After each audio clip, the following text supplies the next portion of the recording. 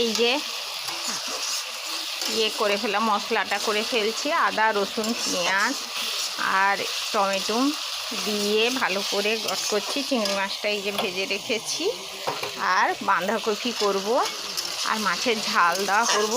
আর তো টাইম পাই না রান্না করতে বন্ধুরা, তাই দেখতে থাকুন সাথী পাহাড়ির ব্লগ, সাথী পাহাড়ির রান্নাঘর। সাথী পাহাড়ি সকাল থেকে সন্ধ্যে অবধি যা করে তাই তুলে থাকে। এই যে মশলাটা করে নিচ্ছি। 9টা বেজে গেছে, 9:30 বাজে, বেরাবো, টাইম তো হয়ে গেল। আর তাড়াতাড়িতে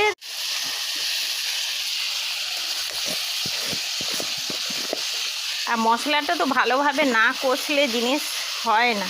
সব কিছুতে রান্না সবসময় মশলাটা কষলে। এই যে একটু লঙ্কা গুঁড়ো দিলাম, এবার হলুদ দিলাম 1 চামচ,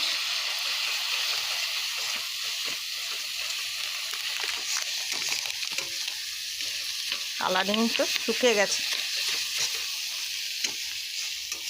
একটু যে কালার হবে তরকারিটা, লঙ্কাটা দেবো, সে প্যাকেট শুকিয়ে গেছে।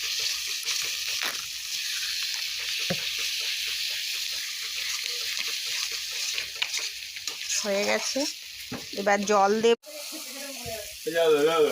এবার মশলাটা হয়ে গেছে, এই যে সবজিগুলো ধুয়ে রেখেছিলাম এবার দিয়ে দিব।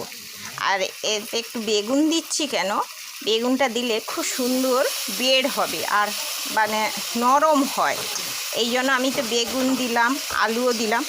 আপনারা কেমন করে করেন জানি না, আমি এইভাবে করলাম, বেগুন দিলাম বাঁধাকপিতে দিয়ে, দেখবেন বেগুন দিয়ে আরও করলে খুব সুন্দর বের হয়। আর এটাকে ঢাকিয়ে ঢাকিয়ে ভালো করে কষতে হবে।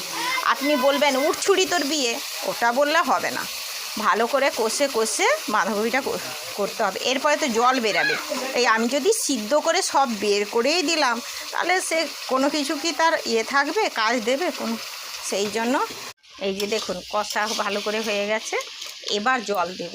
এবার দেখেছেন কষাটা কত সুন্দর, এইভাবে এবার আস্তে আস্তে করে যদি কষে কষে করি, হ্যাঁ দিলে দেখবেন সুন্দরভাবে হবে। কষে কষে এত ঘন্টা এই যে ঢাকা দিয়ে দিয়ে কষলাম, এবার দেখুন আলুও সিদ্ধ হয়েছে। এবার হালকা জল দেব, জল দিয়ে এবার একটু গরম মশলা দেবো, দেবো, ব্যাস অল্প জল দিলাম, এইটাই সিদ্ধ হবে। সিদ্ধ হয়েই গেছে।